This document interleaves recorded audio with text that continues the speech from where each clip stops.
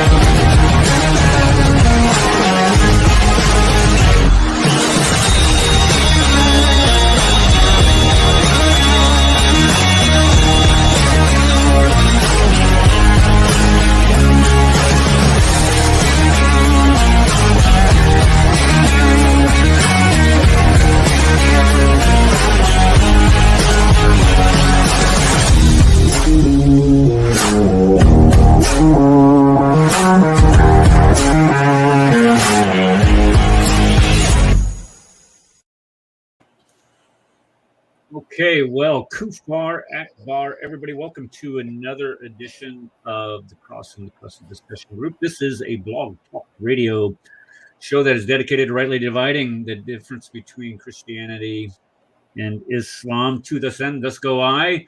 Peace, blessing, shalom. Welcome to the show. We are here every Tuesday evening at 5 p.m. Central Standard Time and 2 p.m. Central Standard Time on Sundays, and we're usually here for about 2 hours.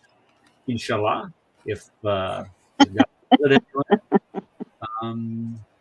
see that we got a couple people in the chat. Not a lot of action over there yet, but hopefully some people will become pouring in tonight. I wanted to say something to the mods over there in the chat, and when we get more people coming into the stream, if you guys can remind me to let them. Aladdin is. I don't want to say he's a crybaby. I don't want to say he's a whiner, but here's his complaint. Every time I come to your show, your mods, you meaning me, put me in timeout, and I don't have any interaction other than posting a couple things in the chat, but I don't. That's all the mods. So it's the mods who do that, and I tried to explain it to him. I said, "Why don't you just come to the stream, and then that way I can control." You know what? I think he blasphemed last time, so I think that's part of what happened. Did he? Okay. Well, that's kind of the rule. You don't blaspheme. If you blaspheme, well, then you're gone. Yeah, you just don't do that. But if you can, behave yourself and act like an adult, there should not be any problem. So when we get a little more people involved in the chat, more people coming in the stream. Please try to let me remind me of doing that. Okay, so tonight, we're going to be talking once again about the Pact of Umar. What we just was Connie? She jumped off. We're going to be talking about the Pact of Umar. For those of you who are not aware of what the Pact of Umar, we've talked about it several times on the show, but I've always, when we've spoken about this and discussed it as a topic, what we've normally done is we've compared it to, she's back. We've compared it to Western civilization, democracies. Is it compatible with the United States Constitution? And when you start comparing it to, let's see, the First Amendment, no. Second Amendment, no. Third Amendment, no, because you have to house passerbys, and we'll go into that. Fourth Amendment, search and seizure, no, because you cannot hide people and they can come into your dwelling anywhere. Fifth Amendment, right to remain silent. I don't know, maybe Sixth Amendment. What's the Sixth Amendment? Sixth Amendment is that the right to face your accused? Seventh Amendment is trial by jury. Yeah. Okay, so it might be compatible with that. And then Eighth Amendment, cruel and unusual punishments, getting your hand hacked off or your foot. No. And then Ninth Amendment, recognizing the sovereignty of the individual, saying that any rights not spelled out in the Constitution belong to the individual, and the same thing with the 10th Amendment down to the state. So essentially the entire Bill of Rights, the Sharia violates, and the Pact of Umar violates. And we've talked about that before. And we're going to talk about in detail and discuss not only what the Pact of itself says tonight, but we're also going to be looking at how it's codified in the Sharia itself, how it's codified in this green book here, which is Reliance of the Traveler, and what the Reliance of the Traveler says about it and where it gets its information in its application there. Okay. And also, I would also say the 13th Amendment, which abolishes slavery, and the Sharia does not abolish slavery. The 14th Amendment grants citizenship and civil rights to minorities, or in this case, it was the slaves. So that doesn't apply. And then voting rights, the Kafirs don't get a vote in Islamic countries. So I guess there's all kinds of amendments that it violates. And that doesn't even look at the Constitution itself. That's just the amendments or the articles in the Constitution itself, that just discusses the amendments. Okay. So let's go ahead and get rolling on this. Do we have anything that we need to discuss prior to this? Any current events happened lately? Well, the only thing that I can think of that's been happening is there was a new fire on a food processing plant. No, are you kidding me? Yeah, there was. It was a huge. We're talking about. They think about 30,000 chickens were killed. Let me just pull the story up just a second. I've got to check my history. But it was so extensive, and it, when you start looking at the story, you sit there and you have to sit there and wonder what the heck is going on where we have this continually happening, and that's the only seriously. Thing. I'll put the link in the chat real quick. Just found it. Okay. Because how many processing plants? How many processing plants is this? It's got to be at least 20. I think we're over 20 now, and they're saying it's not a pattern. Well, many of them say it's not a pattern. Reasons for some of these fires. What's that now? Some of them have been planes that have suddenly, that have bypassed like smokestack somehow and ran into the processing plant. And this one, you can find on. I put the link in the room. I hope everybody got it. Yeah. Okay. Yeah. I can see it in chat there. One of the largest egg factories in the United States torched in the middle of the night amid outbreak of fires in food processing facilities. And this one's by Alicia Powell. Okay, what do you mean torch? What does it mean by torch? It was this was arson, or it hit. I don't see how it can be anything else. A barn that housed tens of thousands of chickens on Forsman Farm in Howard Lake, Minnesota, one of the largest egg producers in the country, was set aflame last Saturday night. According to Forsman Farms, which provides more than 3 million eggs to the largest retailers in the country, the cause of the fire remains a mystery as investigators evaluate the scene to determine how the barn was set ablaze. Okay. So how did it just say how many eggs a day it produced or not? I think it said 3 million a day. 3 million eggs. Provides more than 3 million eggs to the largest retailers in the country. It doesn't say how many a day. That's a lot of chickens. Yeah. Well, the question is there's tens of thousands. They believe they lost. There were tens of thousands of chickens lost. Okay, so that means so that's not 3 million a day because the chickens lay 29 eggs. All they said is tens of thousands of chickens were killed. Wow. Where's Kentucky Fried when you need them? That's crazy. And okay, so where in Minnesota was this? And that's the other thing I'm thinking about. It's Howard Lake, Minnesota, and Minnesota is where one of the largest amounts of Muslim migrants have flocked to. So it's a Well, I know possible. there's a town. What's the name of this town? There's just a lot. There's just too many of these events happening altogether for them to be unknown. There's a town north of, I can't remember. It's not Old Line. What's the name of this town? Come on, Well, Dearborn's, Illinois. I know, but there's I always forget the name of this town. Let's see here. I'm gonna find it. That's not it. Good Lord, you wouldn't think life would be this hard.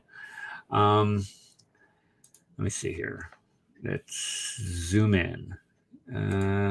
And it is West Union. There we go. West Union. Golly, it's not a big town, but there is a food processing plant there that the majority of the people who work in the plant are Muslims. And yeah, that's unfortunately becoming the common thing. And listen to this: the people, the majority ownership of this plant are Orthodox Jews. You think the labor relations in that alone would be quality entertainment? Red flags. Yeah, I and it's been a big deal where it used to be where a lot of the people that worked in the plant were Hispanic migrant workers, and they did a raid on the plant a number of years ago when the majority of people there were Hispanic, and it was big in the news because so many of the people were deported back to Mexico and Central and South America without their children. So these children are they're like, oh, where's dad? Well, he got deported. And so the children were, it was big news here for quite a while. Okay. That's weird because if you think about, okay, how many times do airplanes crash in this country? I mean, how often does this happen? It doesn't happen. I mean, then you have two, at least a minimum of, I think it was 2 or 3 that go straight into food processing plants within a week of each other. Right. You're right. I mean, okay, think about that. I mean, how often do planes fall out of the sky in this country? Not very often. Sometimes you get some people out there with, in a twin engine or, just a single prop plane, and they auger in because they got 50 flying hours and they don't know what they're doing. But for all intents and purposes, it does not happen often at all. And it doesn't start a huge blaze normally.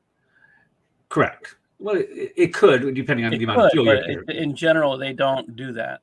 Right. But think about this, though. You get one flies into a food processing plant where food processing plants have already been damaged out the wazoo in this country. And then how long was it after before the second one? I think it was less than a week. Nothing to see here. Nothing going on. It just reminds me of that... who's the guy that plays in Airplane that is a dork? It doesn't matter.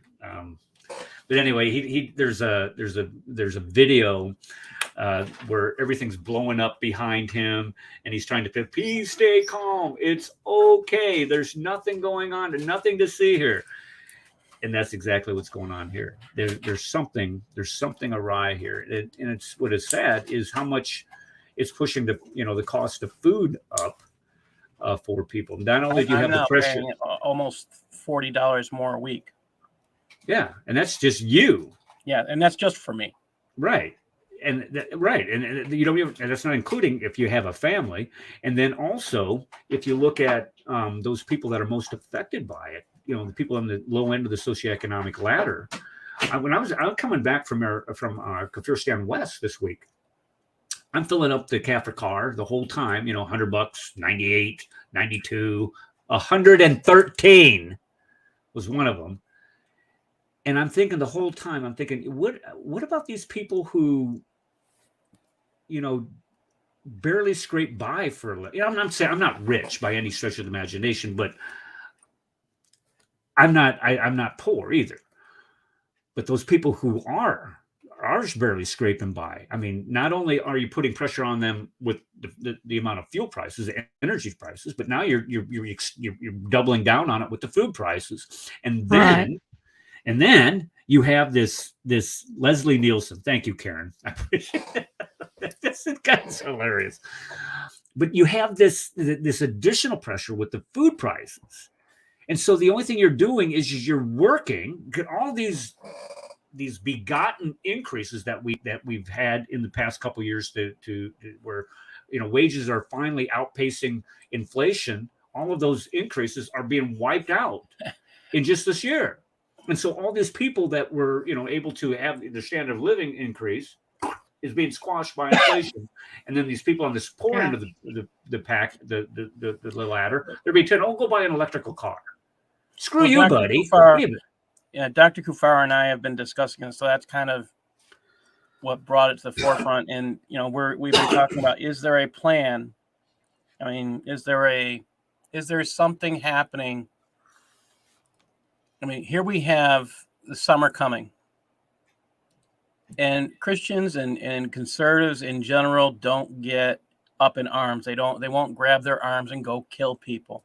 But when you start messing with their income, you start messing with their ability to feed their children, then they get upset. So what's going to happen next? And that's one of the things we're looking at is there a plan to try and push the conservatives to the point where they have to react?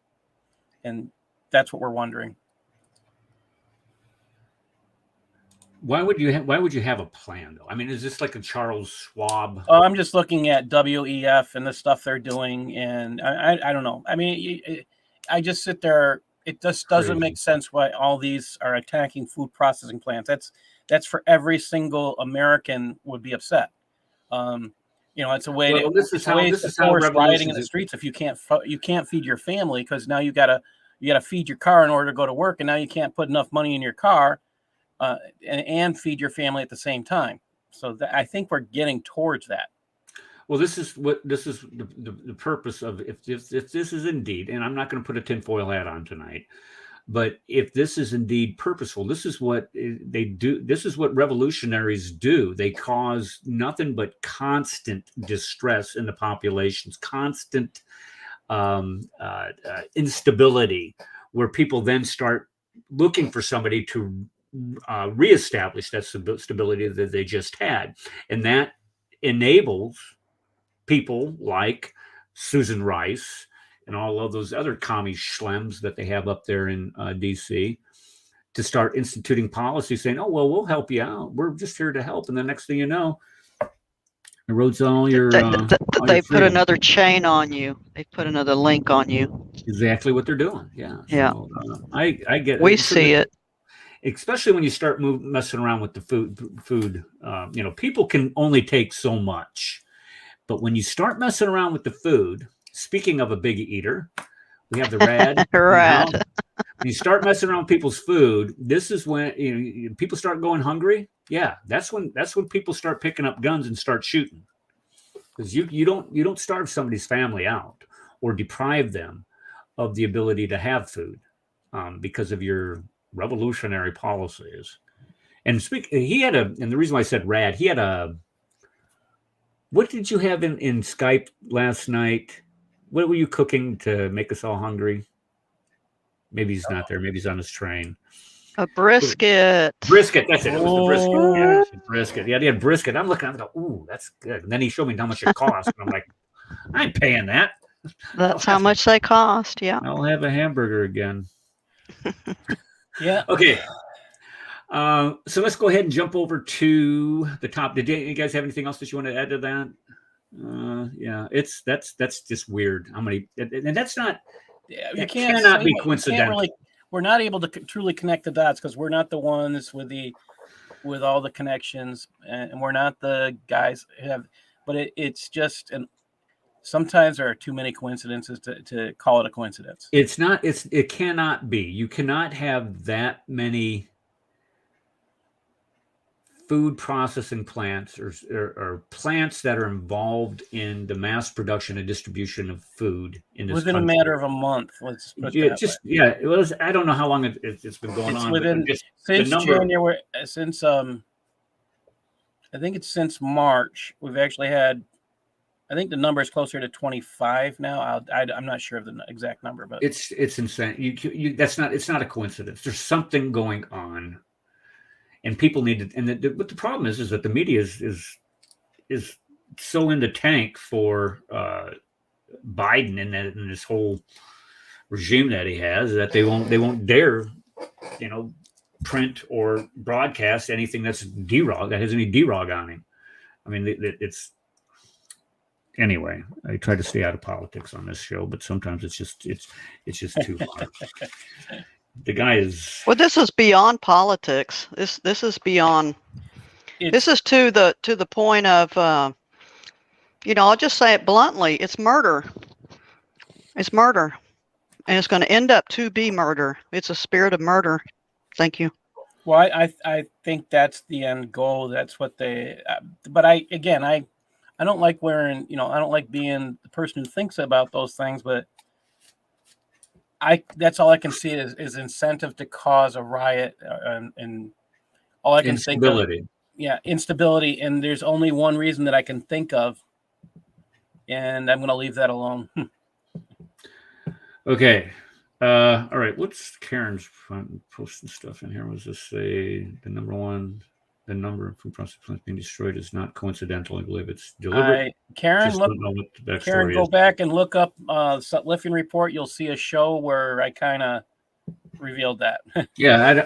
What is? I mean, what could be? The backstory on it. Yeah, and it's hard to say. You can never really pin that stuff down. It's kind of like the Russian collusion thing.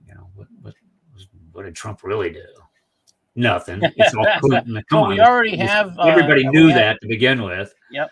And this week, that's the other thing. John Sussman was acquitted. That's the other thing that happened today. What? Yeah, it makes no sense. All the evidence is there that he lied, but because there's such a Dem-heavy community, the Democrats let him go. There's no question of whether he's guilty as far as I'm concerned. He basically admitted to it. They acquitted this guy? Yes. It's actually what Durham thought would happen. How can they quit this? I mean, yeah, you're asking the same, but that's the point. Everybody I knew who was watching this story. I could see maybe a hung jury because you can't get all 12 of them. They acquitted him quickly because, again, it would connect because what the trial did. The only thing the trial needed to do was to prove Hillary was involved, and they did that. So now they can use that to go after Hillary if they will. Well, let's hope to God that they do, because that's just and not try her in D.C. Maybe try her someplace like Alabama Texas. Or Oklahoma or something like that. I would say Texas because some places in Texas. Send her to Oklahoma. Oklahoma. Never make it. Hanging judge. Beautiful state. I drove the entire length of it the other day. It's a beautiful state. Wow. But their interstates suck. Just like New Mexico's interstates suck. Anyway, okay, let's get to the heart of this show today. We're going to talk about the Pact of Umar. Now, the Pact of Umar, as most of you already are aware of, is a pact that was made between the second caliph, Umar, and the people of Jerusalem. He took his armies northward and sacked Jerusalem. This is after the Ridda Wars with Abu Bakr. And now they've solidified the power of the caliph. And so he starts expanding the reaches of Islam. This is the standard Islamic narrative, by the way. And he signs a pact with the people in Jerusalem. And this pact is a foundational document for much of the Sharia that we see today. And that's what we're going to be focusing on today. So this happens 6 years. Some people say it was 637. some people say 638. So don't be sending me an email saying, "Hey, Eric, you doof. It was 637, not 638." You don't know. This is Okay. close enough. Yeah.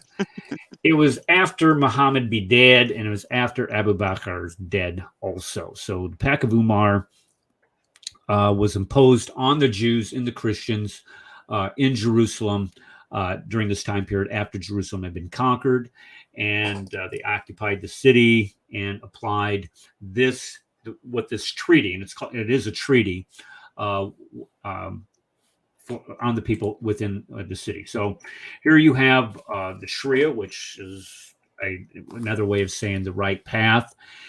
Is derived mostly from the Quran, the Sunnah, and the Sirah, but also you have parts of the Quran or the Sharia that are derived from the Tafsir, which are commentaries on it, and the Pact of Umar. And we can look in the Reliance to Travel, which we will be.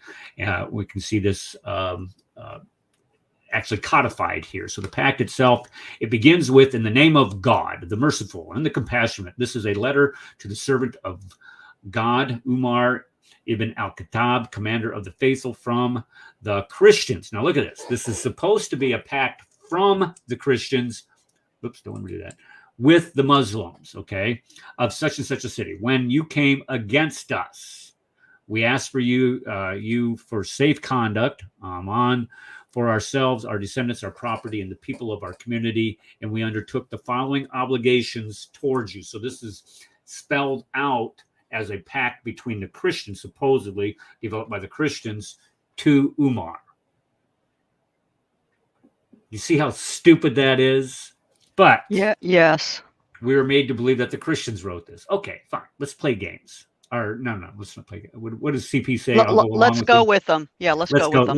Let's go with them. Okay, so let's go with them and see how this works out. So when we look in Reliance of the Traveler, section 011, it begins with this. It's telling us what they're to do with people who are conquered. You're to make a formal agreement of protection with the citizens who are, in order to have this agreement made with you. This is why the Hindus got wiped out. There was over, 70 million Hindus killed in the first couple centuries after the foundation of Islam. It's crazy. With the Jews, they can make a pact with the Jews. They can make it with the Christians. They can make it with the Zoroastrians. They can make it with the Sumerians, the Sabians, as long as their beliefs do not contradict Christianity and Judaism. And then lastly, they could go ahead and make pacts with people whose religions fall out of the Abrahamic covenant or any other prophets that are mentioned in the Bible. So this is who they can make pacts with. This is who it can apply to. So when we look at this, here's what it says. The first, I think there's 15 points in this, if I'm not mistaken, 15 different points. And the first one says is, "We shall not build in our cities or in their neighborhood new monasteries." So you can't build new monasteries where? In Muslim lands. Islamic neighborhoods. Right. Churches, no convents or monk cells, nor shall we repair. So you can't repair these things either without a permit. And this is what John Isaac has said repeatedly on this show, that you cannot repair your church if it breaks down. If the toilet backs up, you have to get permission to repair it. By day or by night, such of them all fall in ruins or is situated in the quarters of the Muslims. So in other words, and this is purposeful. This is where they would know that if they do not allow them to rebuild or repair, they're just they go bye-bye. Yeah, they're going to dry up and blow away. So if you go to page 608, just in case you think I'm making this up, go ahead and get yourself one of these things, or you don't even have to look. You can get online and get a PDF version of it, just so you know the Cather's not making this up. And the PDF version is free for those who don't know. Yeah, that's my favorite four-letter word. You can go to archive.org, type in Reliance of the Traveler, and you will find a copy for free. Yeah. And it's easy to navigate too.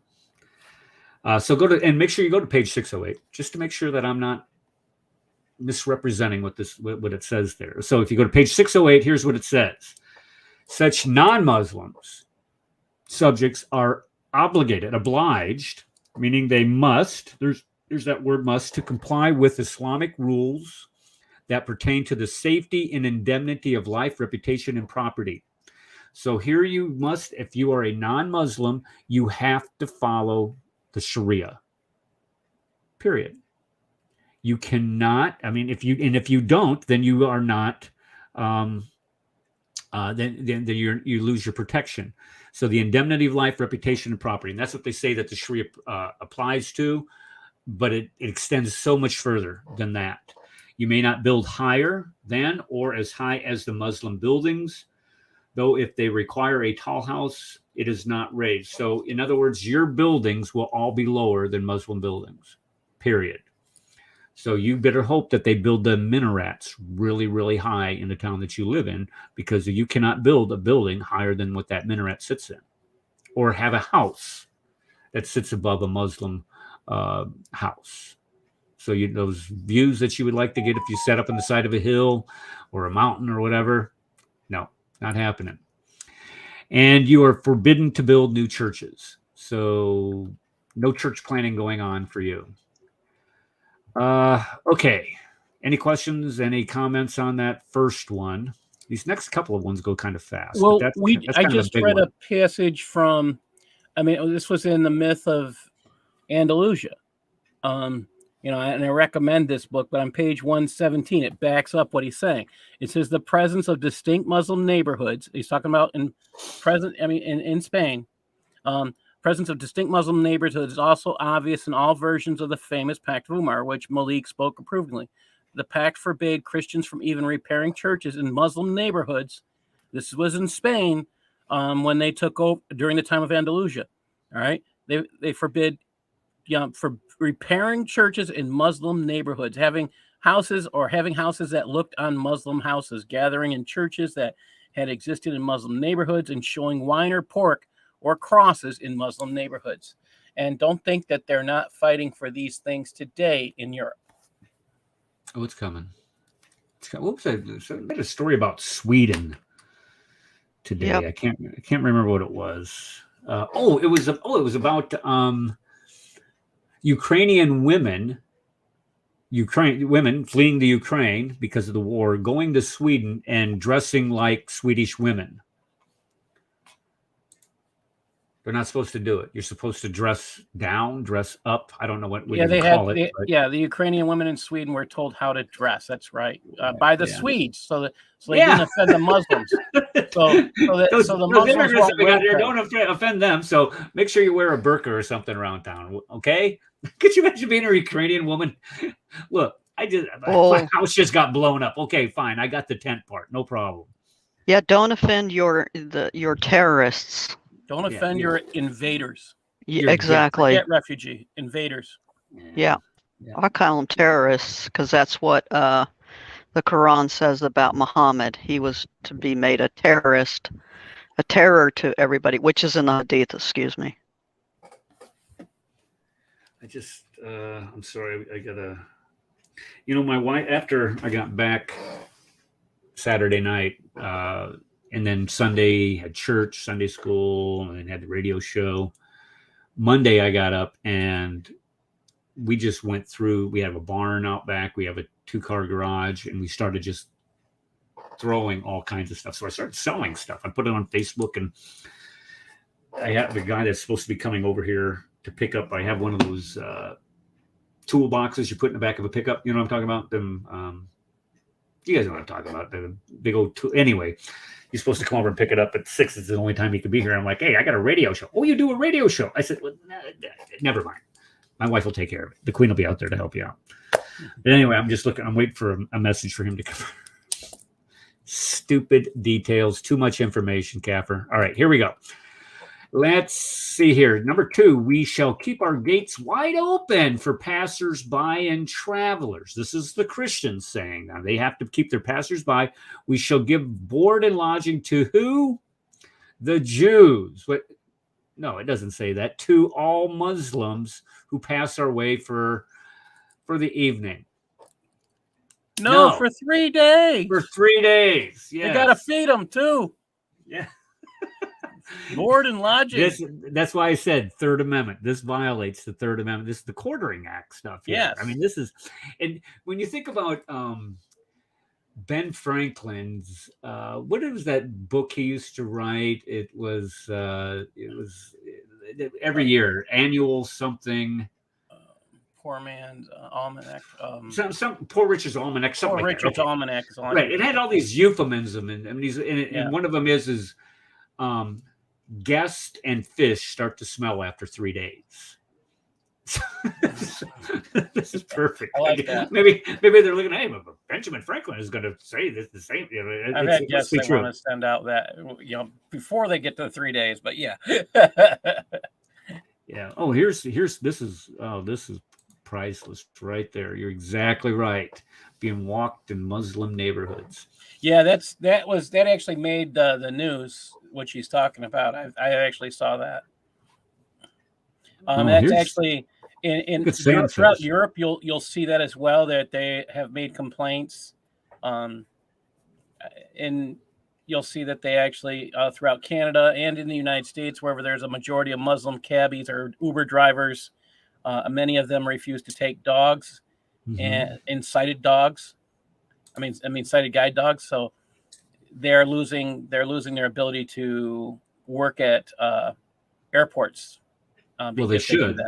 Right. And this is why when we look at the compatibility of the Sharia and this cultural thing, this is what we were discussing before the show, this cultural thing, it's incompatible with Western democracies and the recognition of individual civil liberties. There you go. Yeah, and then this is fun. Karen says that in Toronto, they're about upset about dogs being walked in a Muslim neighborhood, especially if the dog's name is Muhammad. You don't want to do that. Well, we know somebody who has that. Yeah. I can tell you, don't name your, because you'll get hate mail from everybody in the country. I'm sorry, I still think that's hilarious. Well, that was just a black dog. That was a bridge a little too far. I think I kind of crossed the line on that one. So I just said a mea culpa on Facebook. Said, I'm just kidding, guys. No, you're not kidding. You're a hater. And I'm like, okay, whatever. Okay, so 3 days you got to house these guys, even if they do smell bad, and you got to feed them. I wonder if you got to wash their clothes. Doesn't matter. Okay, number 3, we shall not give shelter in our churches, in our dwellings to any spy, nor bide him from the Muslims. So this idea that you could have a sanctuary in a church, you can't do that in Islamic-dominated lands ruled by the Sharia. You have to give these people up.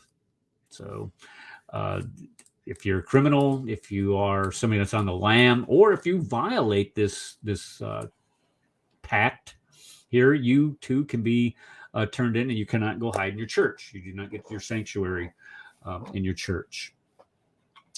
Okay, let's go to number 4. We shall not teach the Quran to our children. Now, out of all the items that Umar ibn Khattab, was that his name? Umar ibn Khattab? Yes. Okay, the second caliph. Yeah. Okay, this is probably the best idea that he came up with. And the reason why is that you do not want this guy teaching the Quran to your children. You do not want me doing that, because if I did, there are so many different places that we would go. We could have a ball. I mean, I would probably start off with 929 and go right there. And I would go to 98.6 and say, oh, well, we are the worst of creatures, don't you see? But Papa, we're human beings too, aren't we? No, it says right here, the God of the universe says right here in 98.6, surely the unbelievers among the people of the book and the idolaters will abide in the fire of hell. We're going to hell. And they are the worst of creatures. So I'm sorry, honey. You might have the cute. Oh, Dr. Kufar and I are in chapter 8, and we are in we'll be starting verse 28 at the next time we start. Why don't I ever get an invite to these things? Oh, I think we put it up. I'll make sure you Okay, send me the I next think time. the next one will be. I'm not sure if he's doing Saturday. I've got Okay, well, I'll we'll make tell sure you. you get invited. Okay. Well, Thursday, I was just going to give you a heads up, Paul. Thursday, my wife and I are seriously going over to our pastor's house and having dinner with him and his wife. So Have a good time. I'm not going to be at the show. And I tried to get on your show. We saw this. We talked about that. I tried to get on your show coming back from Fear Stand West. I just could not get a signal. You had a great show. You know, I think why they put in number 4 is because if you actually, if the non-Muslims read the Quran, they'd sit there and mock Islam. That's what it comes down to it. Well, they would show the evil of it. Mocking Islam. I'd love for Muslims to actually read the Quran in their own language and then not mock it. Try not to mock it anyway. Yeah. I mean, I don't know how you can't. I mean, well, this is why. Okay, if you guys have not yet watched it, after we get done here today, go over to Act 17 Apologetics, David Wood's channel. I think it was on David Wood's channel, and watch that debate that he had with our friend Nadir Ahmed. And it dealt with the scientific miracles or error, something else, scientific miracles or errors in the Quran. And it's just hilarious. And the only thing you have to do is just watch David Wood's opening, because everything after that, Nadir never got around to refuting. He couldn't do it. I mean, you can't do it, especially when. And the one thing that he was stuck on, that David made sure that he answered for, was the fact that stars are used as missiles. The debate was: does science show that Muhammad Right. was I was about to read it. Right. You beat me to the punchline, Paul. Sorry. What was the name of it? The debate was titled "Does Science Show That Muhammad Was a True Prophet?" Yeah. Yeah. And comes from the backbone. This is. I mean, and his the woman has sperm. Well, David brought that up. But I mean, this is. He debates like a ninth grader. I mean, his tactics are so sophomoric. You have to agree that I have demonstrated, and you have failed to counter my argument, when David is saying it's right here. Right, has countered it. Right, and he does, and Nadir is just like, I do not see that. I not believe that. It's just. Then he's really blind. Yeah, he's admitting that he's even blind to Islam. You know, instead of using your mind, you know, they just say, when we say anything, they just say, oh, they're just the enemy of Islam. It's like, well, why don't you look at what Islam is saying and with the right mind, and you'll see you're also an enemy of Islam, because your heart has that law of God on your heart. Anyway. Well, they've lost touch with reality if they believe so. Yes. Especially when it's written right in front of you and say, it doesn't really mean that. Right. Okay, it doesn't really. Are you serious? It really doesn't mean that? Then we have to have some scholar tell us what it means. Are you kidding me? You mean that you cannot translate from the Arabic into a different language the meaning of the words that were written, and we cannot understand them, and we need somebody to tell us what it means? If that is the case, you are in a cult. Period. And the thing is when it's written in English, it's because it's by their own Muslim scholars that have put it in English. So they're just throwing their own Muslim scholars under the bus and wanting to argue against it. So anyway. Yeah. Well, a lot of those Muslim scholars are. I'm not going there. All right, let's go to the next one. Let's move along. Oh, yeah, and this is when we start talking about we shall not teach the Quran to our children. This is what they do to children that don't want to learn the Quran fast enough. They beat them in these madrasas. Yes, they do. There's all kinds of videos of this where kids are getting slapped. There's a madrasa. I mean, so terrible. You can find, there's videos, there's stories written where children being beaten, and in this country,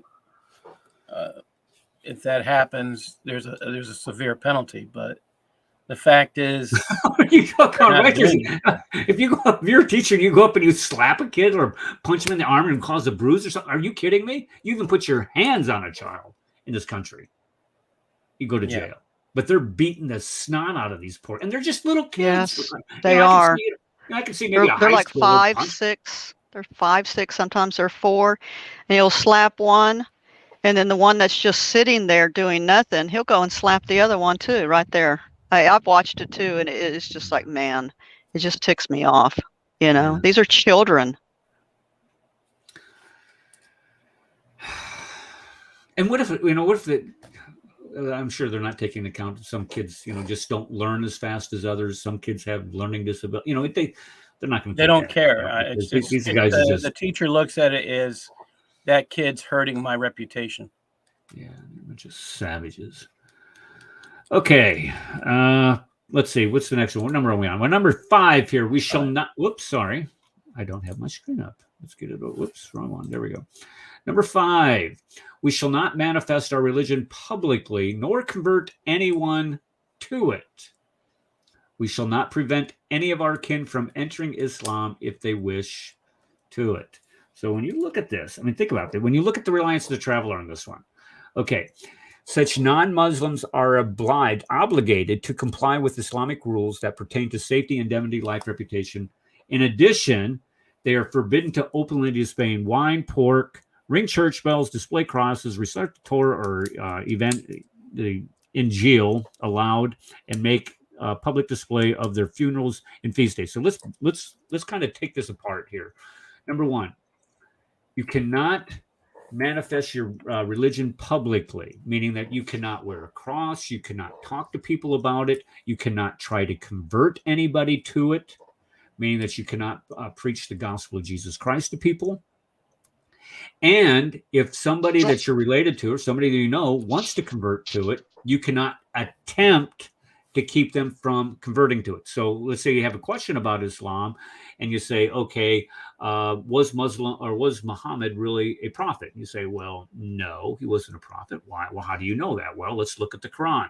We look at the Quran. The Quran's got all kinds of and the Quran never says he was a prophet. All kinds of evil. Well, it has all kinds of things in it that clearly demonstrate that he was not a prophet. So if you do evil. that, this is what this is what's preventing. This prevents you from telling somebody or trying to tell somebody about what's in the Quran. And in addition to this, the Sharia, the rulings that have come out of this include on page 608. Again, go to this. That you are compelled as a non-Muslim to comply with. You are obligated, you are obliged, and it includes you cannot in your store display wine or bacon or sausage or a pork chop or a pork roast or pork. I'm getting hungry thinking about this. I know I had ribs. I'm eating after this. Stop. Okay, and then you can't ring church bells.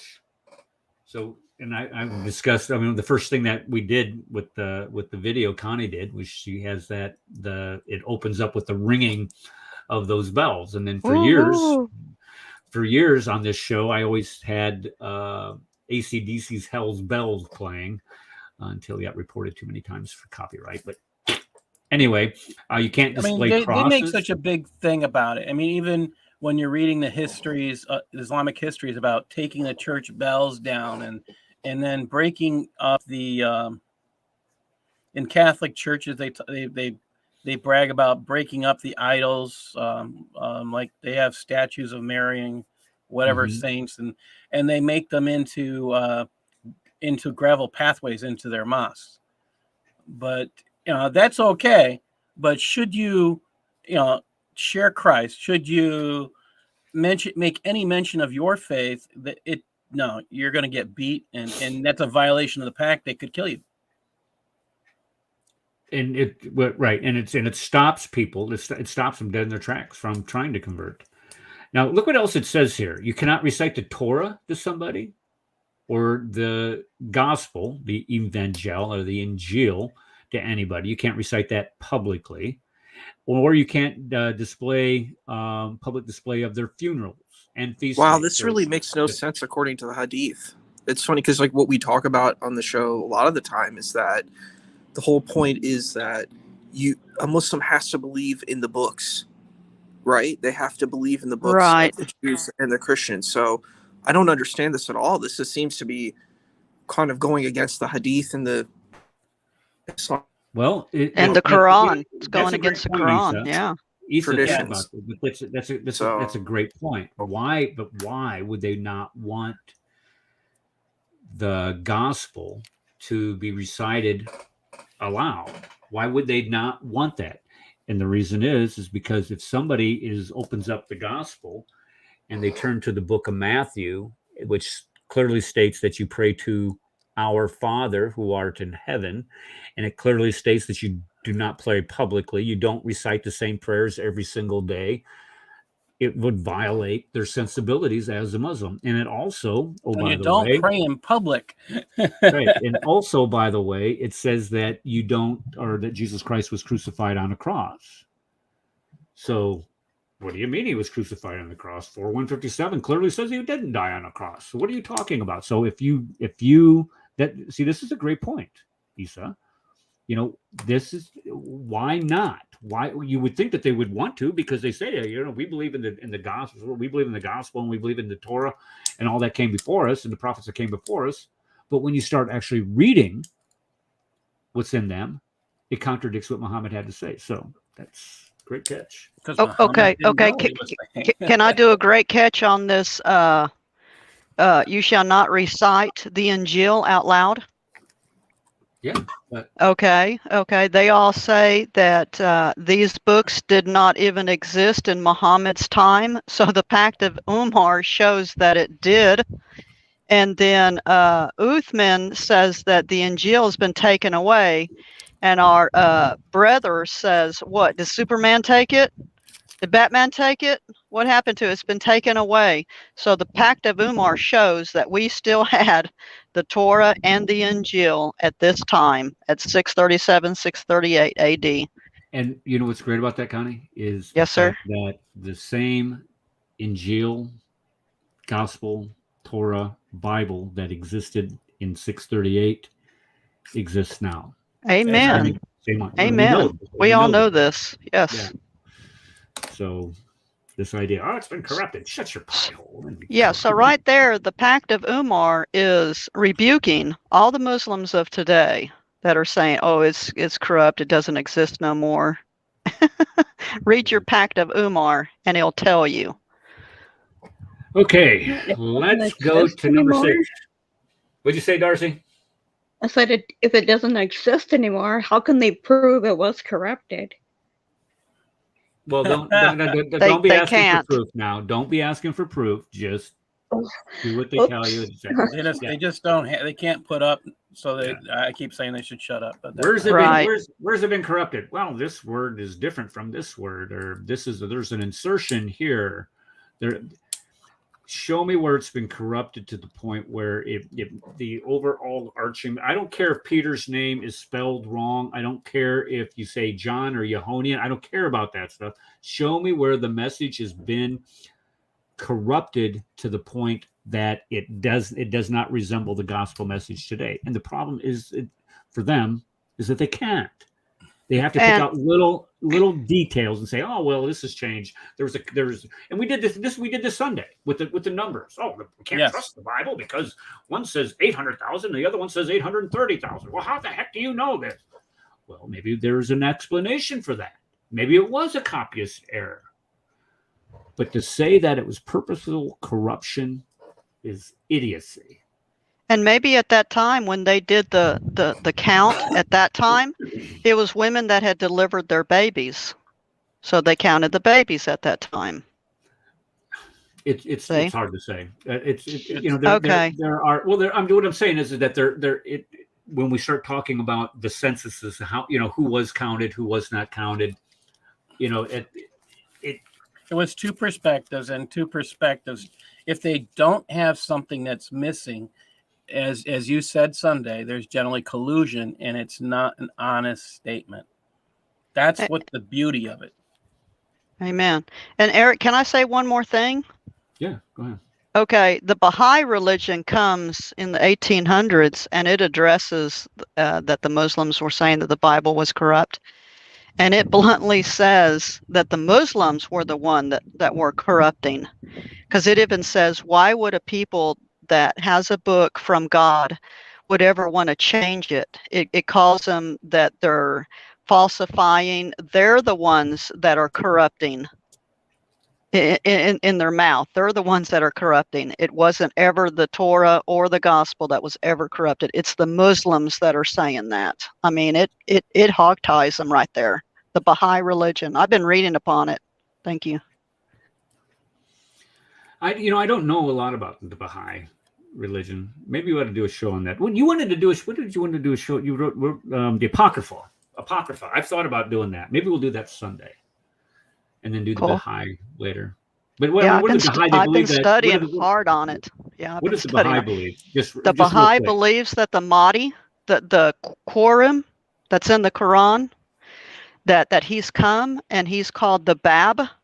So he's the Mahdi that has come and that is given a continual revelation of Allah.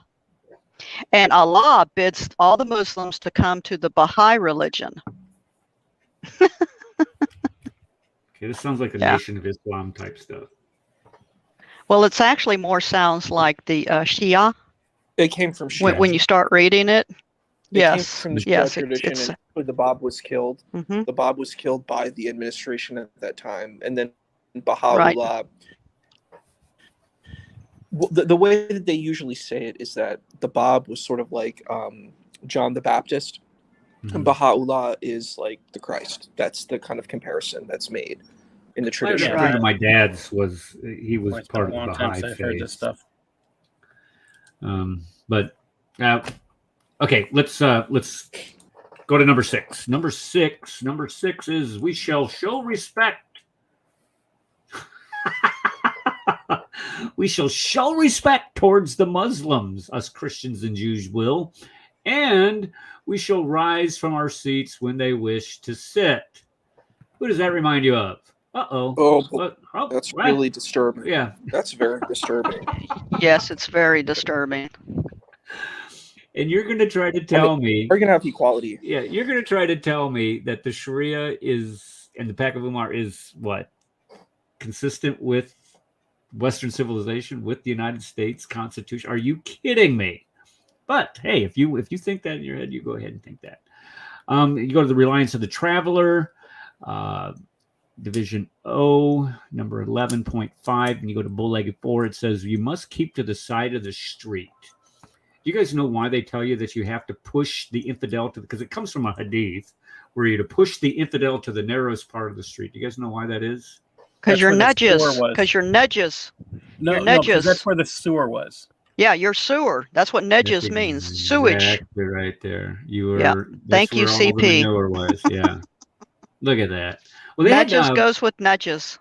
If you guys watch God Logic on Sunday, I think he was with Uthman, or maybe it was just a replay that I was watching. But he told Avery that he was nudges. Don't touch my Quran. You're nudges. You're filthy. He literally said this on the video. He goes, "You're filthy," and he's like, "Okay, I get it. And here's the thing. This is what the religion, what Islam teaches, and he's just repeating what it teaches. This is that we are filthy, we are unclean, we are not to touch the Quran. This is why those MPs down in Gitmo got in all that trouble, is because they were saying that you can't touch our Quran. You cannot handle our Quran. If you handle our Quran, you are desecrating it. So this is why they had them actually wear gloves if they were going to go in and do a cell search on these guys. So when they go to touch the Quran and look at the Quran. Anyway. Yeah, don't touch our idol. That's what it is. Don't touch our idol. That's a good correlation. I like that. Okay, you, sir. Number 7. We shall not seek to resemble the Muslims by imitating any of their garments. Okay, let me ask you a question. Would anybody here want to wear any of these?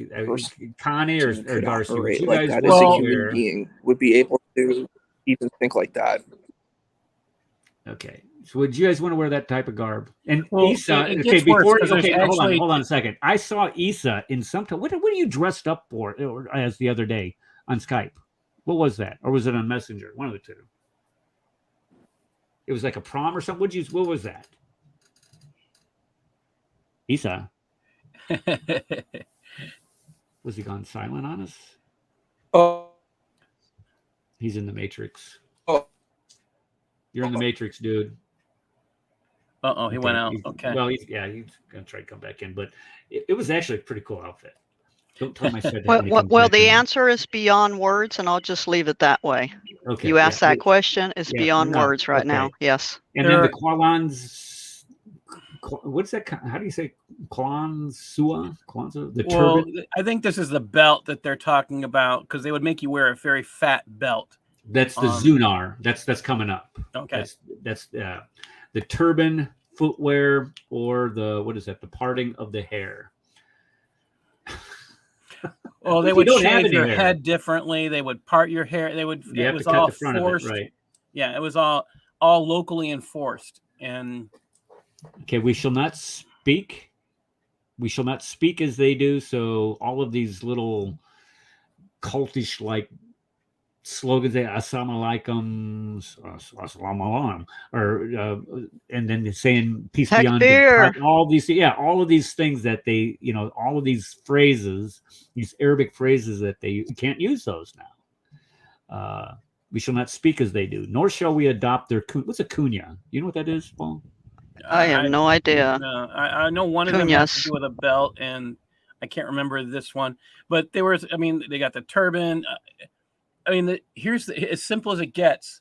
Hitler learned from this, and he created the yellow star that was on every Well, that's coming up. Jewish person.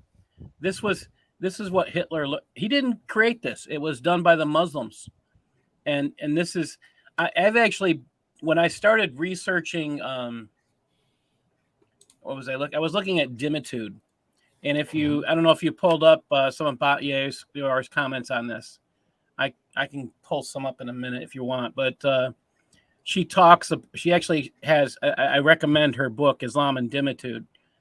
But who's that? Batyor? Batyor. Yeah, I got it right up here somewhere. Yeah, she has some great stuff on that. But it's so horrific that the purpose is every single non-Muslim has to be humiliated. That's the purpose of this. And there are actually discussion groups, or what we used to call bulletin boards. That's how far back I was looking at this. But there are you can go to a chat group or whatever and just label it Dhimmi dress code. And you'll get people who want to tell the non-Muslims in their neighborhood what they can wear. Is that the book? That's the book. That's the book. Yep. Ouch, man. Yeah. Okay. And also, let me add to here in the end. Nor shall we adopt their kunyas. And I just looked that up. It deals something with the name of your firstborn. Yes. Like Ibn Abbas, so you can't name your son of Adam, son of Eric. Okay. Okay, so I looked that up too. Yeah. All right, that makes sense. All right, Isa, are you still in the Matrix, or what are you doing?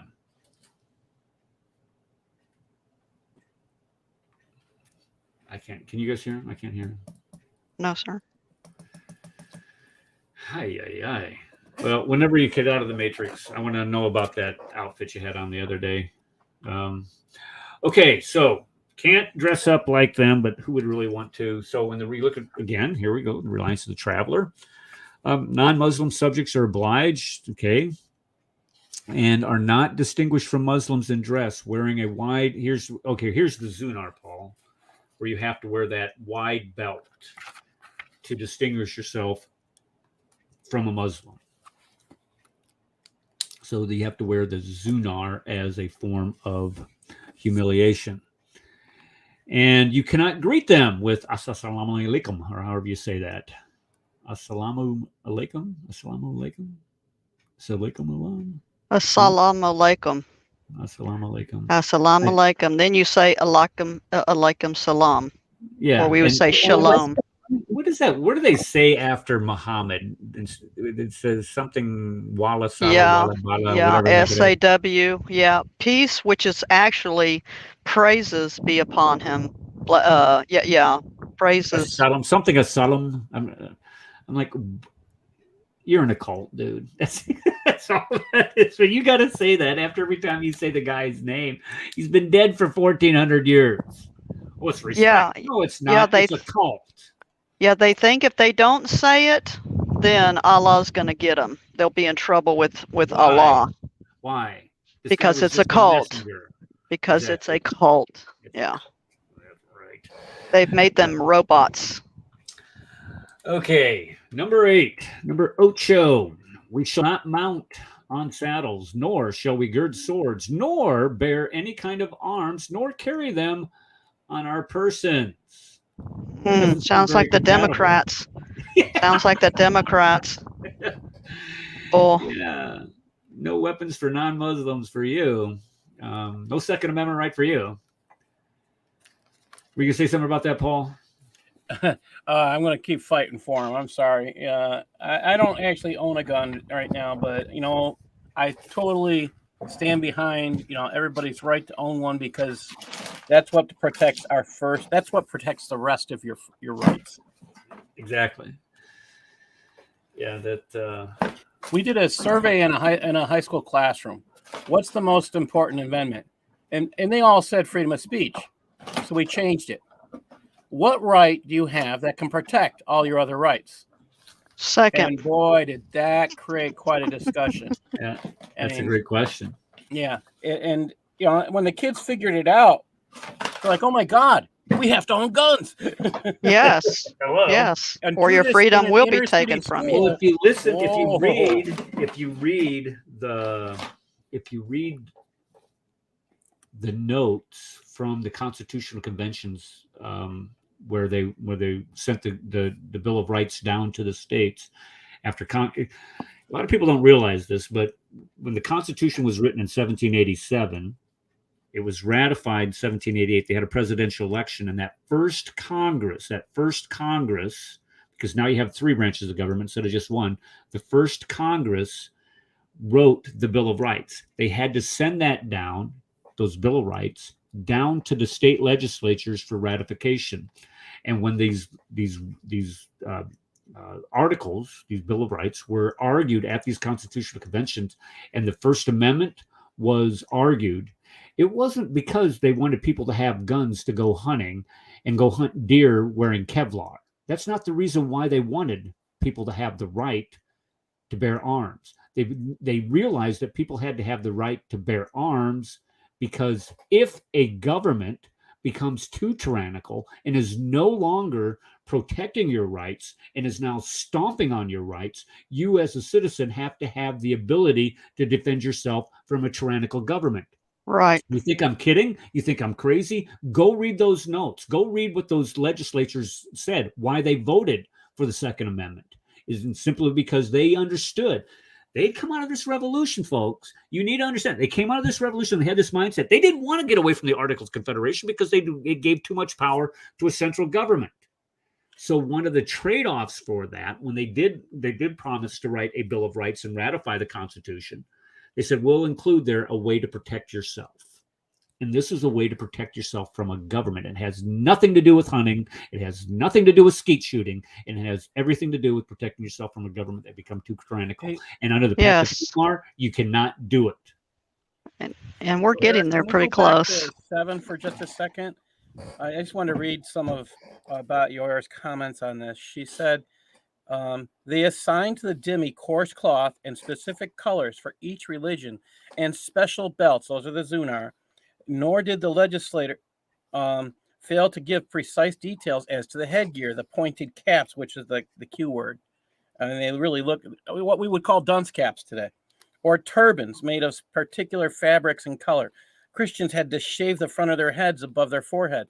According to An Nawawi, the dhimmi has to make himself distinguishable by a piece of yellow cloth and a belt over his clothing. If he enters a bathhouse where there are Muslims, or if he undresses elsewhere in their presence, the infidel has to wear an iron or lead ring on his neck, or else some other sign of servitude. Yeah, some of this, one of the discussion groups I got into where there were Muslims discussing, and laughing about. There's actually, you can find it on Memory too, where they're actually people having a discussion about what you can wear, and I think they should have to wear different colored socks. I mean, they're sitting there laughing about it. Yeah, yeah. Well, it's always nice to mock an oppressor and do it in their face, especially when they say, well, you're going to do what I say. You're going to. No, we're not. We're not. I mean, and this is where when people start saying, we're going to come for your guns. We're going to come take your guns away from you. No, you're not. It's just not going to happen. We have the Second Amendment in our country for a reason. So when that Beto, what's his name? Beto. He's not man enough. Beto York. Yeah, Beto O'Rourke, but he's not. Yeah, man Rourke. enough Yeah, thank you, sir. To be known for much more than being Beto. Okay, well, when he got up there and for that news conference the other day, and he's previously said, now he's running for state office. I guess he's kind of tempered his stance on federally. He's right. That's a joke. Well, even at the state level, you say, one of your tenants is, I'm going to take your AR-15. Oh, he's not going to get elected any place in Texas. That ain't going to happen in Texas, buddy. Now you might want to. You can go to Rhode Island or maybe Massachusetts or New York. Even the Democrats in Texas own guns. Yeah, it's not going to happen. Okay, so this would be a direct violation of the Second Amendment, of course. We shall not engrave Arabic inscriptions on our seals. So when we look at how today we sign letters or sign our name to things, they would develop their own seal. So you would have your own seal to imprint on something to indicate it was from you. And it was another way to keep them from having any type of stature in the Islamic community. Why? Because if your seal does not bear any Arabic inscription on it, they know immediately you're a dhimmi. The only thing I'd say that was good about this is it allowed the preservation of language. That was not the intention, but how so? Because Aramaics they were allowed to the keep their native, like Persians were allowed to continue to speak Farsi. I mean, some of these languages survived through the control of Islam. I mean, because they kept them as dhimmis. Oops. You know why? Because if we had to learn Arabic, we would have read that Quran and found out how filthy it is. Oh, yes. So it was to their advantage. Yes, sir. Yeah. They were hiding. Well, you call this guy a prophet? Yeah. I mean, come on. Yeah. Read it and find out for yourself. It's laughable. Let's go to numero 10. We shall not sell fermented drinks. So this is the problem. And the reason why it's a problem is because the Christians aren't a bunch of drunks. The reason why it's a problem is because in order to take one of the sacraments, communion, you have to have wine. And it says right here, again, you cannot display wine or pork. And all Muslims are not allowed, non-Muslims cannot display these. And when you look at Islamic lands, and they don't have these, what was it? Adam Seeker was on here, and he was saying one of the biggest black markets in Pakistan is Muslims buying alcohol from the Christians. Yes. But when we think about as a religious prohibition here, now you're telling Christians that they cannot partake in the sacrament of communion. You'd be like my denomination where they just drink grape juice, duh. But in that's what they thought they were forbidding was part of it, yeah. And then also the Saudis, when you look at these guys travel, I mean, these guys are some of the biggest lushes. When you start talking about some of the parties they go on, it's like, this is what money does. It makes you weak. Okay, enough of that. All right, let's go to number 11. We shall, here it is, right here, Paul. We should clip the front of our heads.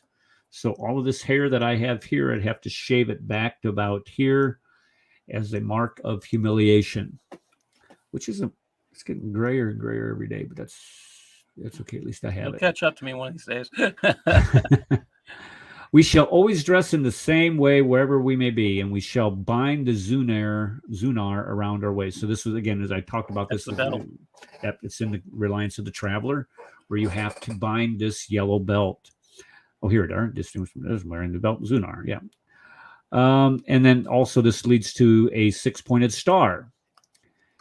So Hitler really was not being inventive on this. He was just mimicking the second caliph Umar. And Hitler was communicating back and forth with Hassan al-Banna, the founder of the Muslim Brotherhood. I mean, Yes. they were pen pals. So it's no surprise that he got this information. It's in our video too. We've got that picture, don't we, Eric? That's Well, not that's the Hassan Mufti. al-Banna. That's the Grand Mufti. Okay, Yeah. sir. Oh, okay. Who is that?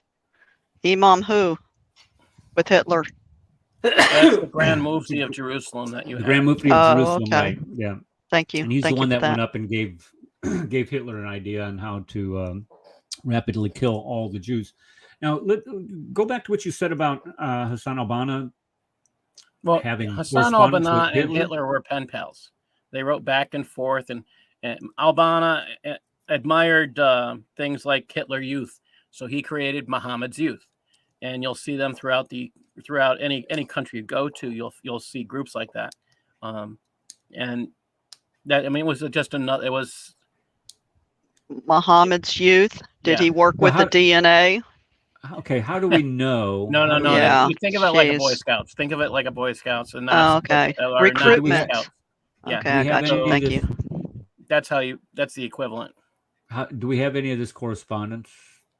I haven't yet encountered it in my research, but I'm sure it's talked about around the world wherever researchers on the Muslim Brotherhood work. So I don't know anybody who has it, except probably with the exception of people who are doing the investigative work in Egypt. Okay, I'm gonna see if I can locate. I haven't yet found any correspondence, but then it would be in Arabic, so I couldn't probably read it anyways. Well, how could it be good? No, it'd have to be in German. You're right. It'd have to be in. Yeah, you would think it would be translated. And really, Because it's if he's written in coming- Arabic or. I didn't, German. I'm guessing that. So again, Hitler, I don't know how they became best buds in letters, but I think it was out of admiration for Hitler's desire to exterminate the Jews. Well, so right, it's both the anti-Semitic pigs is what they were, and this is, I Yeah. mean, their hatred, their hatred for a specific people group united them, even though but Hitler's also quoted as saying he admires the Islamic faith. Yeah, he had no problem with them getting rid of the Jews. Because it's And- based on murder, killing the Jews, There then you the go. Christians. Yes, sir. Okay, Islam let's is murder. Oh, let me say, Eric, Islam say it is again. murder. Say it, Islam Connie. is murder. Thank you. Thank you, sir. Now go sit in your corner. I'll sit in my corner for the imam. For the imam, I'll sit in my corner until I'm ready to be spoken to. So this Kill, quote comes lie, from. and murder. I'm sorry. Let me just read you another one of clothing. It comes from the 1700s. Mustafa III, 1757 to 54, renewed the same orders on June 1758, and this is all about clothing. While according to religion and according to custom, Jewish and Christian dhimmis who lived in Istanbul, center of caliphate, its surroundings, had at all times to refrain from resembling Muslims in matters of clothing, and in matters of external appearance to preserve an attitude of humility in their demeanor and to observe the rules of politeness. Yet for some time, those named above have, by their manners, they affected not only exceeded the bounds of the Sharia and of politeness, and contrary to the obligations worn, and without possessing firmans. Yet, I mean, there's rules about. I'll just leave the rest because you're going to come into those. Yeah. Okay. Here's Let's the one go I'm to talking about. 13. All right. So look what it says here. We shall not display. Oops, wrong one. There we go. We shall not display our crosses or our books in the roads or markets of the Muslims. So no crosses can be displayed there. Why? Because that would give people the idea that Jesus might have been crucified, and this is exactly what the Injil, the gospel message, is. We shall use only clappers in our churches very softly. And this, I looked this up. This is kind of like a musical instrument that they use. Instead of having that big old pipe organ and pianos or whatever, they would have clappers. Now, I'm not exactly sure what type of noise that would make. Maybe that wouldn't be a good topic for a show. Nobody would watch the show if we just talked about clappers. But that's what they use to make music. But they have to do it very softly. They can't do it very loud. We shall not raise our voices when following our dead. That means that you cannot be publicly mourning. We shall not show lights on any of the roads of Muslims or in their markets, meaning that you will not be out at night. We shall, here we go. Here's where we talk about segregation. We shall not bury our dead near Muslims. Do we have segregated cemeteries today? Yes, we do. We do. We have, there's, up where I'm from, You'll have Protestant cemeteries, Catholic cemeteries. That's what I was going to say. There was one cemetery for Catholics and one cemetery for Protestants. There's a Catholic cemetery near me that is the Catholic is, they have a Jewish portion there as well. Yeah. Okay. Have you ever been to a military cemetery? Yes. Okay. And you see Jewish symbols in those military cemeteries? It's been a long time. You do. Trust me. You do. There's a large amount of Jewish people who served. Yeah. And you have, well, if you go to Normandy, that's the first place that I saw it. That was a long time ago. But they have the Star of David on there. And they also have the Crescent on some of the graves. So in military cemeteries, public cemeteries, we do bury people that are of different faiths right next to each other. If you go to some of the Civil War cemeteries, you'll have, one of the biggest things was segregating the black troops from the white troops and not burying them together. But if you go to some of them, they were buried right alongside each other. So this idea of segregating people today, 2022, is kind of an anathema. And especially if you're doing it when you go to bury somebody. Okay, let's go to the next one. Number 14, we shall not take slaves who have been allotted to Muslims. So any slave that has been previously allotted to a Muslim, you cannot have. You cannot have their former sex slave, even if they're selling them or giving them away for free or whatever. You can't have that. How about we get rid of slaves completely? Can you hear me now? Yeah, I can hear you. That was Agreed. clear as day. And that's a pretty simple statement, but they couldn't do that because then they would be calling their prophet imperfect. Yeah, there you go. That's exactly why he says, because Muhammad owned slaves. Since Muhammad owned slaves, sold slaves, traded slaves, and enslaved people, it's abused as slaves. Right, it's sunnah. There you go.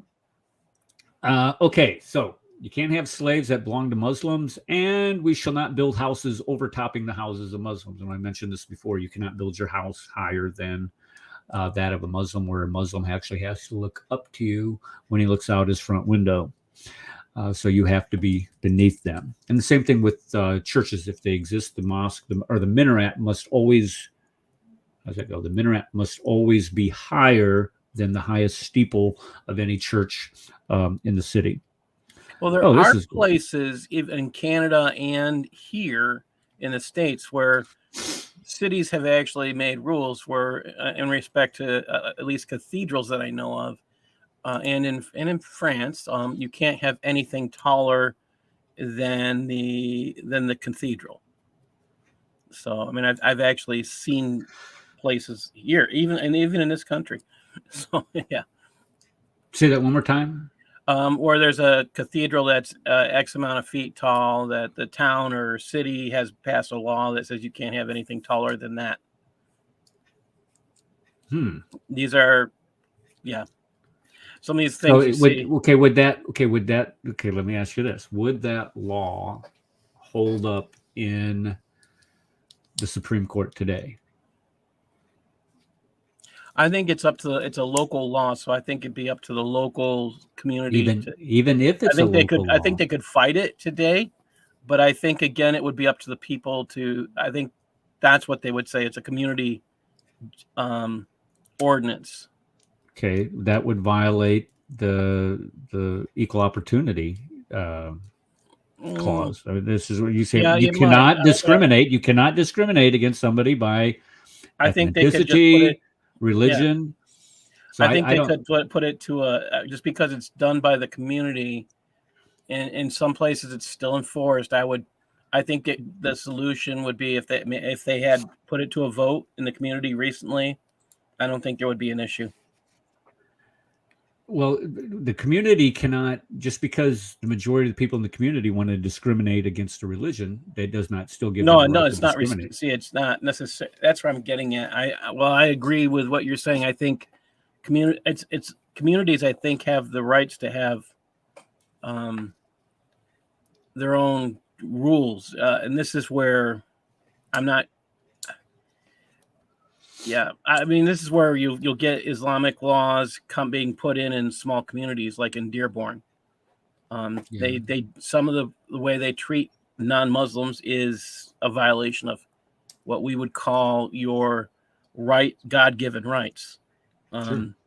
And this is like this week. I've been working with Usama. We finished our 20-part series on the lies in the textbooks, and we were talking about the things that have happened. I shared out these violations, what happens as a result, and the teacher posted back, some of the she posted back what was allowed in a lesson, and it directly all this, it has to do with the United States, and they're referring to the UN, universal human rights, and they do that because in our country, human rights it's not human rights. It's God-given rights. Right. And they have to ignore that. Well, if you look and if you read the Declaration of Independence, you can see where our rights are derived from. They are derived by our Creator. We find these truths to be self-evident that all men are created equal. And notice that Biden said, when he quoted that, he said, all men and women. It sounded like the Declaration of Sentiments from the Seneca Falls Convention. But anyway, we find these truths that all men are created equal and they're endowed by their Creator with certain unalienable rights. Unalienable. Rights unalienable. You cannot take away. And so when you start talking about rights, you're not going to be taken away. It's because Biden's dementia made him forget that the reference to men in the 1700s was a reference to all mankind. Yes, it was a reference to mankind. Thank you. Now, can Biden define now the word woman since he said that, or women? I think he's only able to. I think he's only able to say what he's told to say because he's got dementia. He does. The guy's a hot mess. Okay, he's a laughingstock wherever he goes. I know. Okay, we could do like 5 shows on him in a row, and still, with all the material he gives you. Oh, every week, every day. Barely scratch the surface. That's why they try to keep him off the air. He's supposed to go to Israel in a month, but he's going to first talk to the Palestinians. Did y'all hear that? I don't think that's wise. Well, he wants to appease them first before he goes into Israel and talks to, Israel Knesset. The guy that did call for jihad, so they might want to see him. Okay, let's go back to, here we go. The Pact of Umar. So that number 15 was the last one. Okay, so here's what it says at the bottom. It says, we accept these conditions for ourselves and for the people of our community, and in return, we receive safe conduct. Now, this is like making a contract with the mob, is what it basically is. It's the mob with a god. We will, in return, we receive safe conduct. If you do not follow these rules, you do not pay the jizya, you are not going to have safe conduct. So that's what this treaty is supposed to provide them. If we in any way violate these undertakings for which we ourselves stand surety, we forfeit, we give up our covenant or our dehimitude, and we become liable to the penalties for contumacy. What is that? Contumacy? What does that mean? Contumacy. Yeah. What does that Either mean? way. Yeah. And sedition. Okay, so they're committing a crime if they violate any provisions of this treaty. And This is the error that's in textbooks, and so you'll find, if you want to find out if your social studies textbook is corrupted, world history, go to the back, look up the word DHIMMI, and if it says it translates to a protected people, that is a lie from the pit of hell. I'm sorry.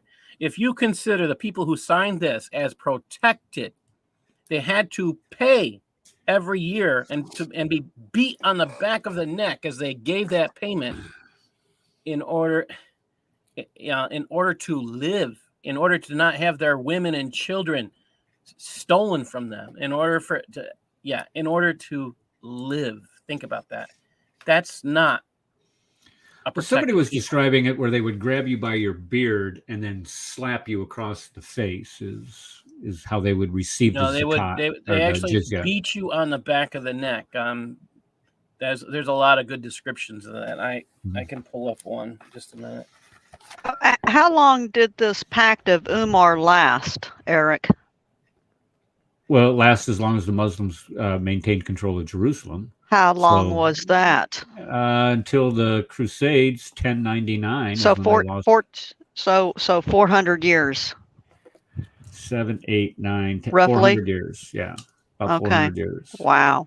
And then hold on a second. And then after 1278 is when they lost control of the Christians, lost control of it.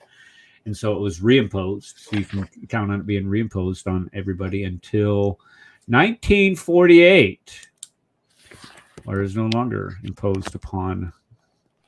You know, my relative was king of Jerusalem, Fulk the fifth or something, the older or the younger, in 1080.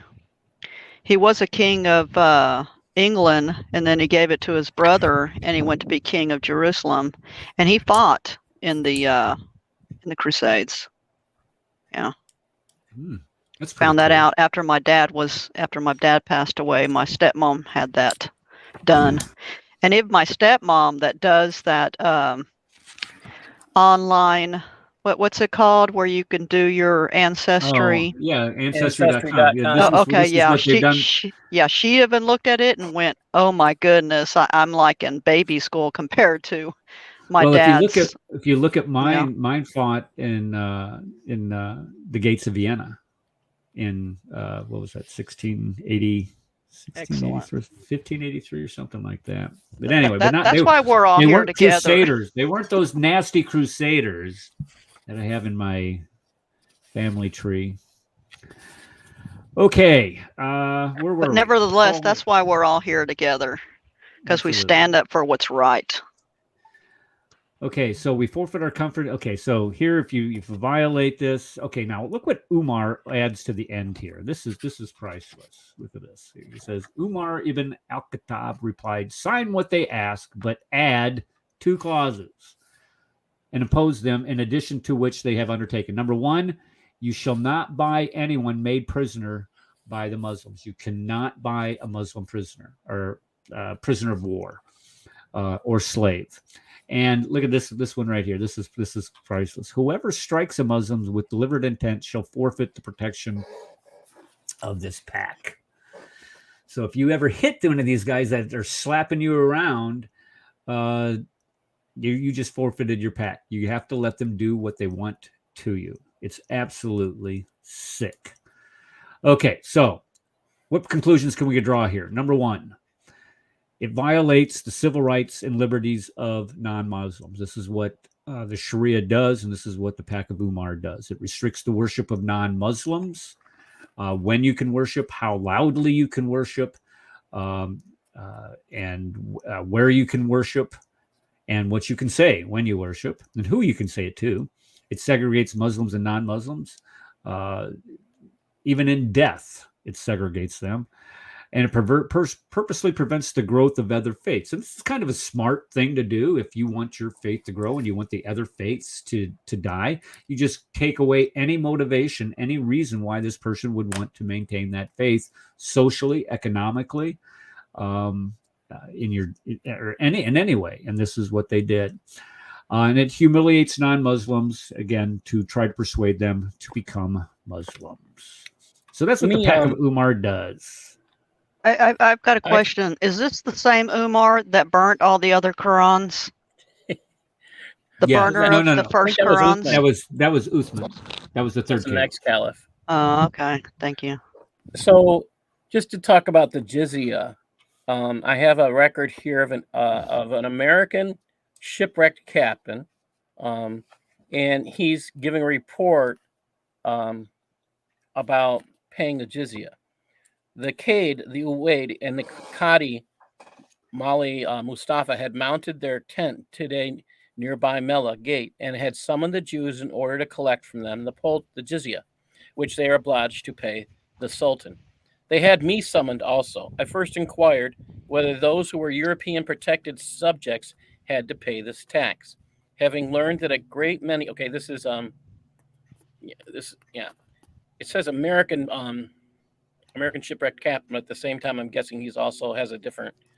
He has two citizenships. I'm guessing 1894. Okay, European protected subjects had to pay this tax. Having learned that a great many of them already paid it, he said, "I wish to do likewise."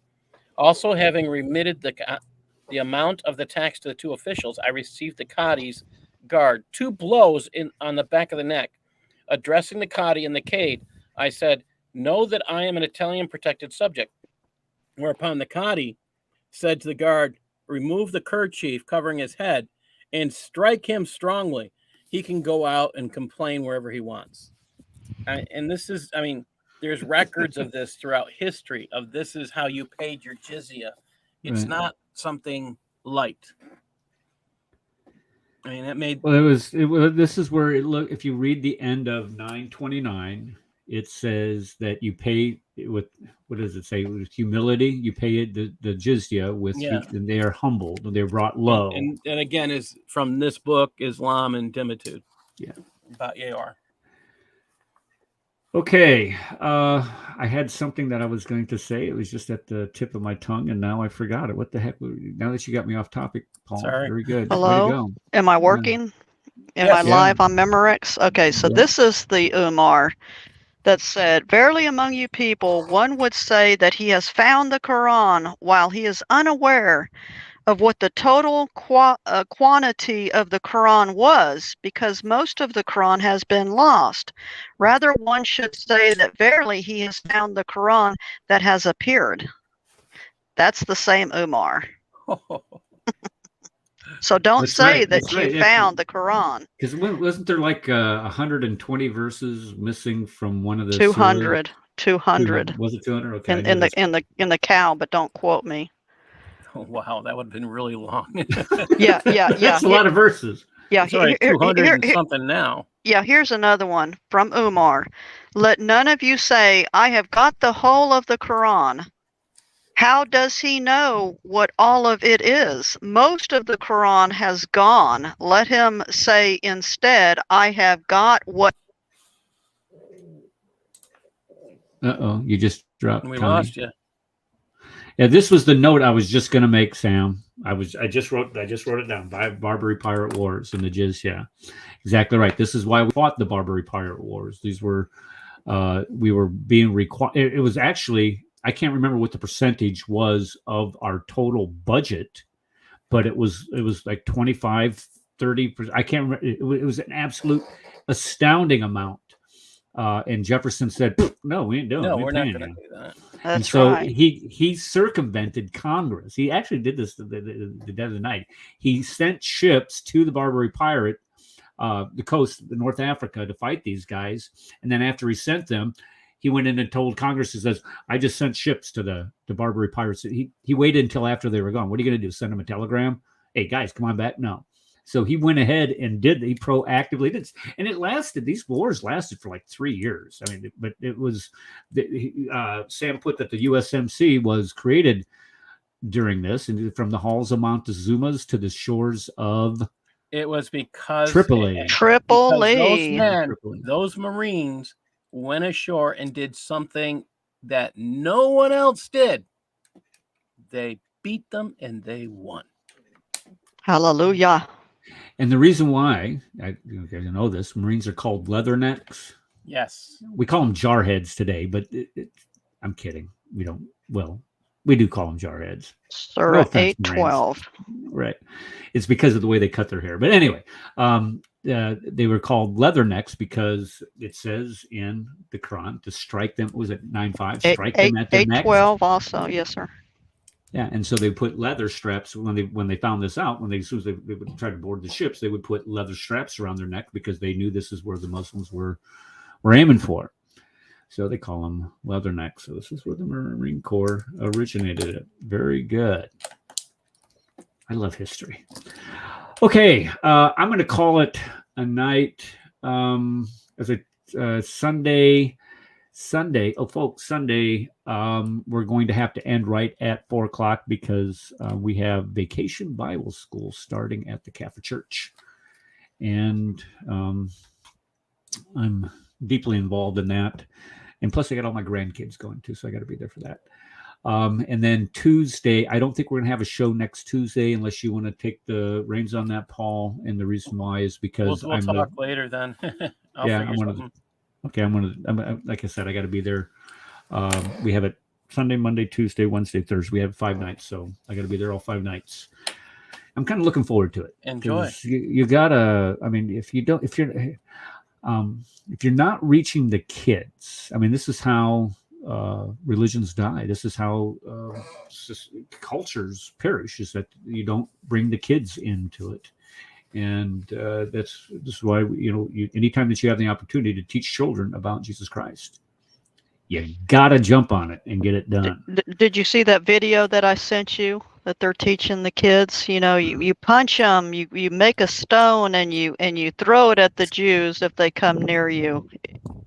If they're your Jewish neighbors. Yeah, I sent it to you in Messenger. Hamas messaging, yeah. Yeah, I'll go jump on it then. Did you just send it to me? It's about like 2 minutes. No, I sent it to you about an hour ago, sir. Who is that? Is this from the Palestinian guy?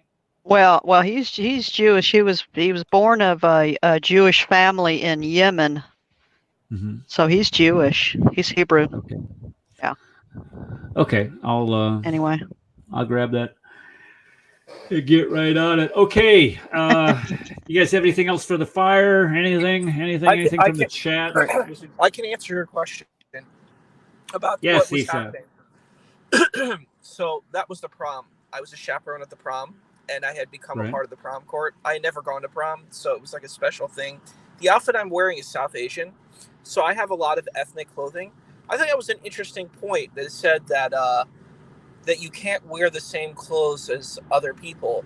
But I mean, it's just ethnic clothing. Like, you can have African clothing and be a Christian. You can, or, have Iranian clothing and be Jewish. Like, it's such a silly thing. This idea of what clothing you're wearing. It makes, you can't wear that. I'm very much against that kind of belief, that belief of exceptionalism, particularly of what family you're born into. That's basically what it's saying. It becomes a racist thing. It's saying I was born into the right family with the right understanding, and if you're not a part of my group, then I can alienate you. I think of the Asia Bibi case. Are you familiar with that case? Oh yeah, Asha Bibi, yeah, from Pakistan. Yeah, which is interesting as a South Asian person. Because see, Pakistanis, Indians, Bangladesh, they all wear the same clothing, by the way, because they're from the same culture. It's just that there was this thing called the partition, which basically they said, we're Muslims, so we want to separate. And I just like, it's so sick. Why? And it's not even, but it's not, it's actually like a Sunni supremacist situation, like Shias, Ahmadiyas, everybody else, Ismaili, they all suffer in those places. You know what I mean? If you're not an Ahl Sunnah wal Jama'ah, that you suffer in those places. But it's so sad. I think it's a devastating situation. And with her case, she just went to go drink some water, and they said, you can't drink from this well because you're not one of us. She spoke the same language. She looked the same as them. That's not good enough. She had to have the same name as them. It wasn't enough to be a Pakistani. I just think that it's tragic. I think if someone came to the well as a human being, you would help them. It's not about the Yes. religion. If you really had a good faith and a good belief, you would help anyone regardless of faith. And I would think that if you're a good person or you're trying to inspire goodness, that would inspire people to your faith. By emanating goodness, you would draw people to your faith. But when you emanate darkness, then I don't know, I think you just push people into darkness. You don't bring them into light. So that's what I feel. But what is Islam, Connie? Islam is murder. Okay, that's why you don't get it. That's right. That explains it right there. Where did you send that, Isa? Was that in Messenger? Oh, it was on my Facebook. I posted a picture because I kind of wanted a kind of a formal clothing that was sort of exotic too. So I kind of did a fusion of sort of hip hop, South Asian. I put it all together because I didn't want to wear a suit and tie. Like, I have suits and ties, but I wanted to do something a little bit more kind of cool because I'm like, this is my prom. I never went to prom, so that was my prom, and I got to be a part of the prom court. So I'm very happy about it. Oh, well, I was looking at that and I'm thinking, did he revert back to Islam or what? I mean, or what did he do here? And hold on. Well, Adam probably wears clothing like that too. Adam probably wears clothing like that. That's the same kind of clothing. Yeah, that's what South Asian people wear in general, regardless of religion. It's called a kurta. It's called a what? Kurta, Kurta. Kurta. And there's Shawara Kameez. Okay. Well, when I looked at it, I was like, he's lost his mind. Here's what he looks like. oh, Look at my yeah. Here, look at my comment right here. What's the belt over your shoulder there? I like that. It's a zunar. Uh-huh. That's a sash? That's the okay. sash. It's like a Klingon sash. It reminds me of the Klingon guy. What's his name? Worf. Worf. Yeah, Worf. Yeah. I like that. That's a nice outfit, though. Yeah, Well, I like thank that. you. You're welcome, sir. I looked at it and I was like, Issa's converted. He's gone to the dark side. Look at him. But, You're bad. yeah, it was cool. I after you went in the Matrix and you dropped off, I said, "Don't tell Issa," but I thought it was a cool outfit. So I'm telling you, I think it's a cool outfit. Now, I wouldn't be caught dead in one. But I think it's a cool outfit. I'm surprised. You were in Iraq, right? So, like, you didn't wear clothing like that when you were there, like when you were with the civilians. No, I wore interceptor body armor when I was in Iraq. Oh, okay. I don't wear one of those things. Well, I mean, like, for like pajamas, like when you're in the house and stuff, or you just wore American clothing. No, they weren't out of uniform. Let me put it that way. Oh, no, okay. You would. Because I've heard you that could some wear people civilian clothing. You didn't have civilian clothing. I didn't have any civilian clothing when I was in Iraq. I had my PTs, my physical training, like shorts, and then the army T-shirt and all this other. But I didn't have any civilian clothing at all. I didn't have a pair of jeans for a whole year. That's military. That's Active. That's Yep. active Wow. military. Yep. Okay, guys, we're going to call it a night. We will see you Sunday at 2 p.m. Central Standard Time for the Crescent discussion group. I love doing this, guys. It's always a lot of fun. I appreciate you all for being here, and we'll see you then. God bless you. God bless. Yeah. God bless. Adios.